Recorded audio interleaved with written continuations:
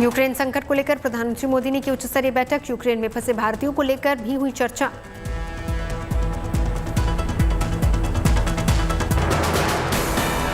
Ukraine में चल रहे जंग पर भारत सरकार की पैनी नजर। ऑपरेशन गंगा की जिम्मेदारी लेने वाले चारों मंत्री बैठक में मौजूद रहे।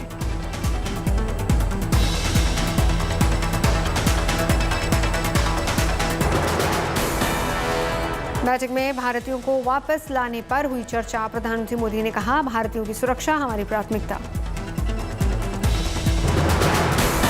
यूक्रेन को राहत सामग्री भेजने का भारत ने किया ऐलान। मानवीयता के चलते लिया गया फैसला। फ्रांस रूस के बीच 1.5 घंटे हुई बात। पुतिन ने कहा, रूस के सुरक्षा हितों का ध्यान देने पर ही खत्म होगा विवाद।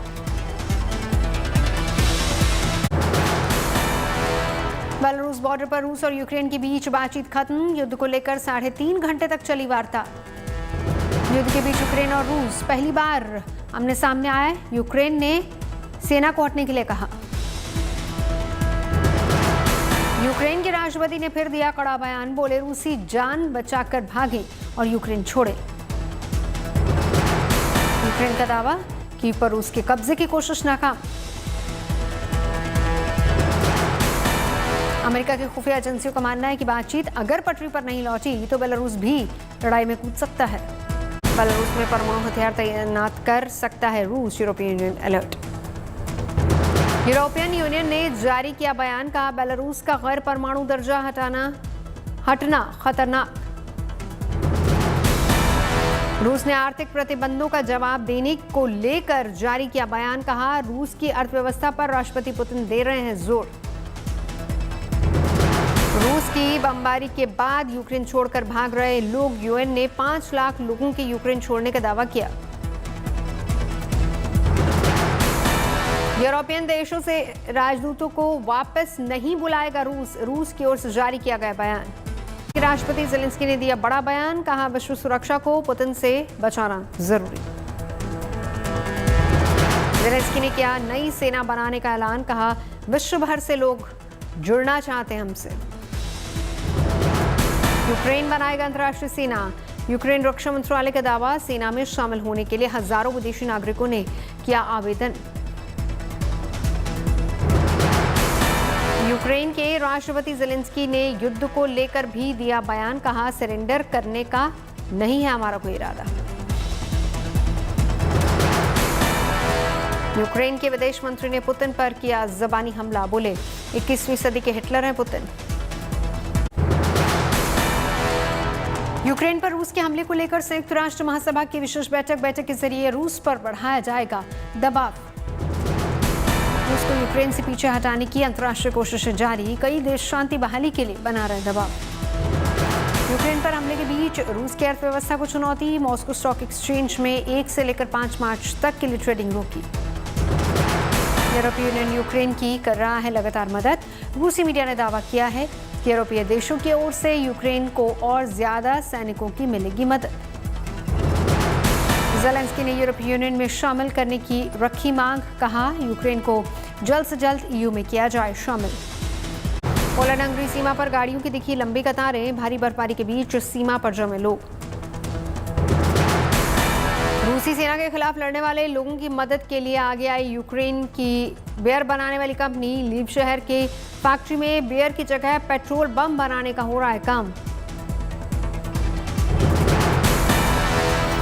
यूक्रेन के रक्षा मंत्रालय की वेबसाइट पर जारी किए गए पेट्रोल बम बनाने के निर्देश से कंपनी को मदद। खेल के मैदान तक पहुंची रूस यूक्रेन की जंग। फीफा ने दिया रूस को झटका। रूस की धरती पर नहीं होगा कोई भी इंटरनेशनल फुटबॉल मुकाबला। इससे पहले ब्रिटेन, पोलैंड, स्वीडन और चेक रिपब्लिक ने रूस के साथ खेलने से इनकार किया था। रूस पर यूक्रेन की ताबड़तोड़ हमले नहीं तोड़ पा रहे यूक्रेन की जनता का हौसला। महिला घर की खिड़की के टूटे कांच समेटते हुए गा रही है अपना राष्ट्रगान।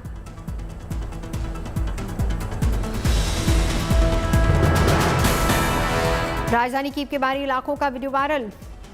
तुरही पर यूक्रेन का राष्ट्रगान बजा रहा है एक युवक। बहादुरी दिखाती नजर आई यूक्रेन की महिलाएं रूसी सैनिकों को हड़काते हुए। महिला का वीडियो वायरल। महिला रूसी सैनिकों आक्रमणकारी का और फांसीवादी कहकर यूक्रेन छोड़कर चले जाने को कह रही है। कई परिवार के पुरुषों ने अपने घर की महिलाओं और बच्चों को शरणार्थी देशों में पहुंचाया, लेकिन खुद देख रहे हैं यूक्रेन की सरहद की रखवाली कर रहे हैं। यूक्रेन में फंसे भारतीय छात्रों के वीडियो देख भावुक हुए राहुल, कहा किसी भी परिजन पर यह ना गुजरे। एआईएमएम चीफ असदुद्दीन ओवैसी ने साधा केंद्र सरकार पर निशाना, कहा बीजेपी सरकार को संजीदगी से पेश आना चाहिए, सिर्फ एडवाइजरी देने से कुछ नहीं होगा। अमृतसर से सांसद गुरजीत औजला ने यूक्रेन में फंसे विद्यार्थियों के परिजनों के साथ की मुलाकात, केंद्र सरकार पर साधा निशाना। यूपी के महाराजगंज में प्रधानमंत्री मोदी ने साधा कांग्रेस और समाजवादी पार्टी पर निशाना, कहा परिवारवादी लोग भारत को समर्थ और यूपी को सशक्त नहीं बना सकते हैं। देवरिया में यूपी के सीएम योगी आदित्यनाथ की रैली, विपक्ष पर साधा निशाना। इससे दिल्ली पहुंचा एयर इंडिया का विमान, ऑपरेशन गंगा के तहत यूक्रेन से भारतीयों को बाहर निकालने का काम जारी। भारतीय छात्रों ने भारत सरकार और प्रधानमंत्री मोदी का आभार जताया। हंगरी से एयर इंडिया के विमान ने भरी थी उड़ान, केंद्रीय मंत्री मुख्तार अब्बास नकवी ने किया छात्रों का स्वागत। वतन लौटकर भारतीय छात्रों ने जताई खुशी, बोले यूक्रेन में फंसे अन्य छात्रों की भी हो जल्द वतन वापसी। यूक्रेन से अब तक करीब 1400 लोगों की हुई वतन वापसी, ऑपरेशन गंगा के तहत छठी फ्लाइट भी भारत पहुंची। फंसे भारतीयों के लिए भारत सरकार ने जारी की नई एडवाइजरी। विदेश मंत्री एस जयशंकर ने पोलैंड के विदेश मंत्री से बात की, बचे हुए भारतीयों को यूक्रेन से निकालने की कोशिशें तेज।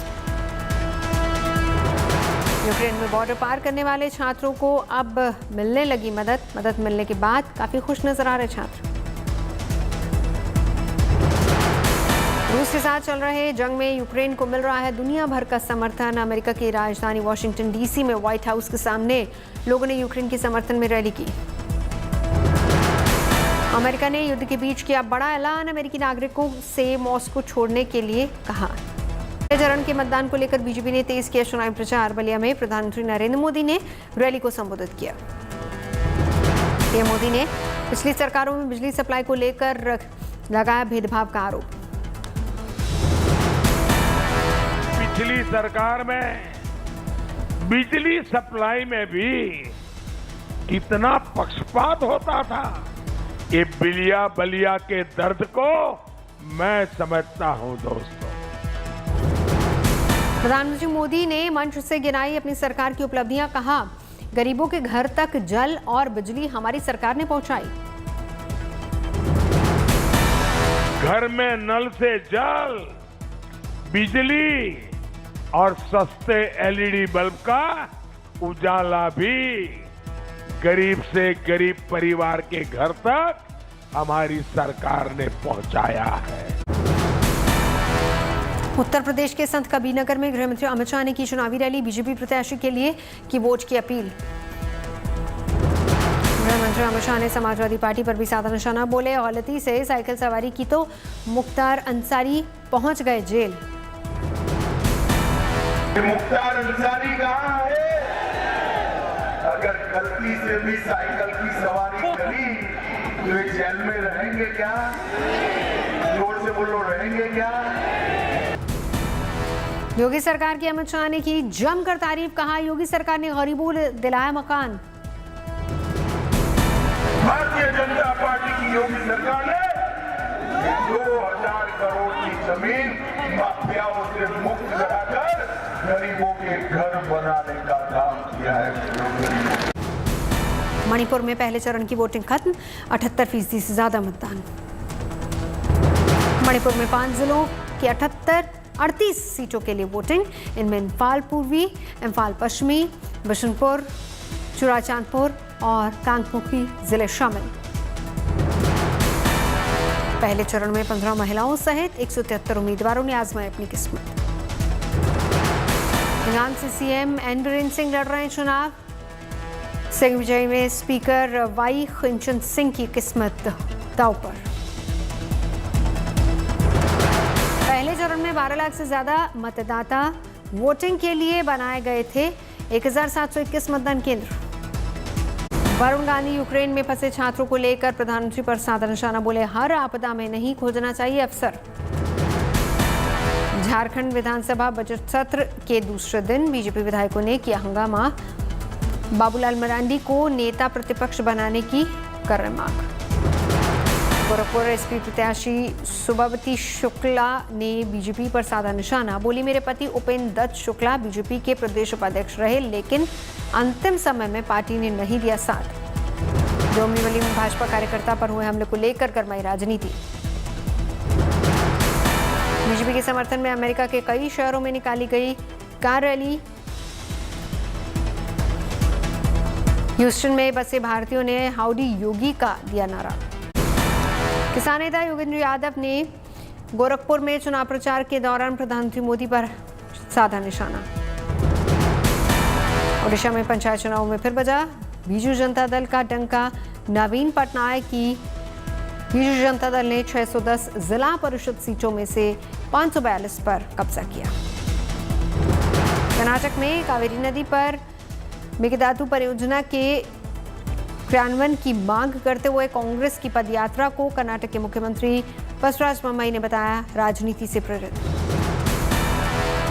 गुजरात के पूर्व सीएम विजय रूपानी ने अपने ऊपर 500 करोड़ के भ्रष्टाचार के कांग्रेस नेताओं के आरोपों को लेकर भेजा कानूनी नोटिस, कहा सबूत नहीं देने पर दायर करेंगे मानहानि का मुकदमा। पश्चिम बंगाल के मुख्य चुनाव अधिकारी सौरभ दास ने गवर्नर जगदीश धनखड़ से मुलाकात करने की आगामी निकाय चुनावों को लेकर हुई चर्चा। 22-23 के लिए बिहार सरकार ने पेश किया बजट, शिक्षा और स्वास्थ्य पर रहा फोकस।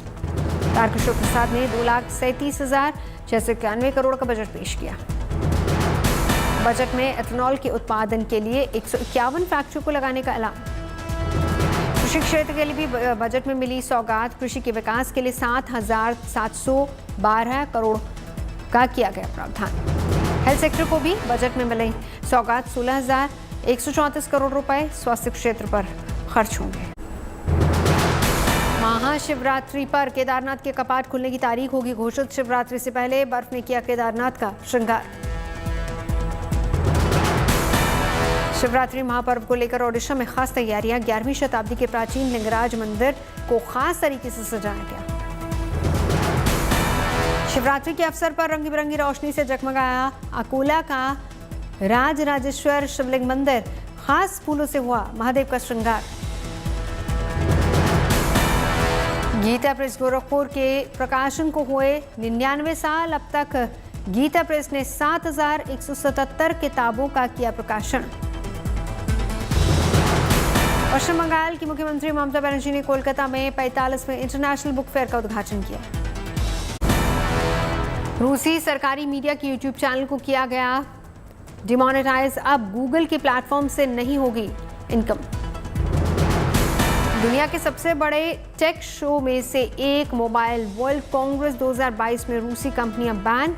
एप्पल के सीईओ टिम कुक से भी की गई एप्पल स्टोर पर ब्लॉक करने की अपील।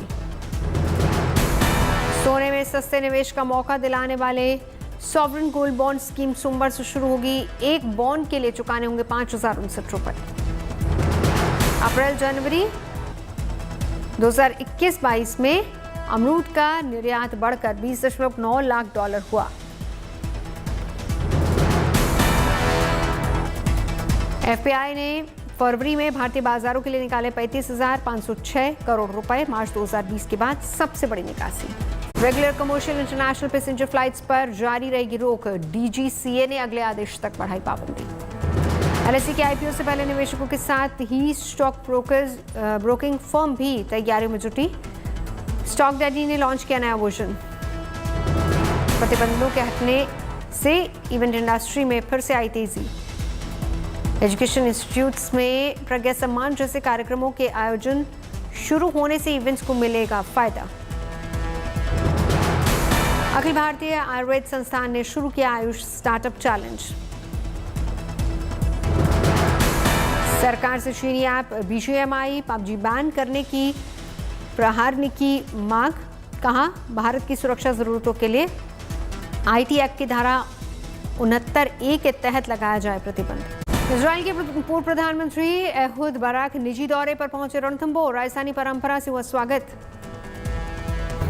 मुकेश अंबानी की रिलायंस इंडस्ट्रीज लिमिटेड ने अहमदाबाद स्थित बिग बाजार रिटेल स्टोर्स के 4 स्टोर्स का संचालन अपने हाथों में लिया। धौलपुर में देखने को मिला देशभक्ति का अनोखा नजारा, शहीदों की शहादत को कावड़ियां दे रहे हैं श्रद्धांजलि।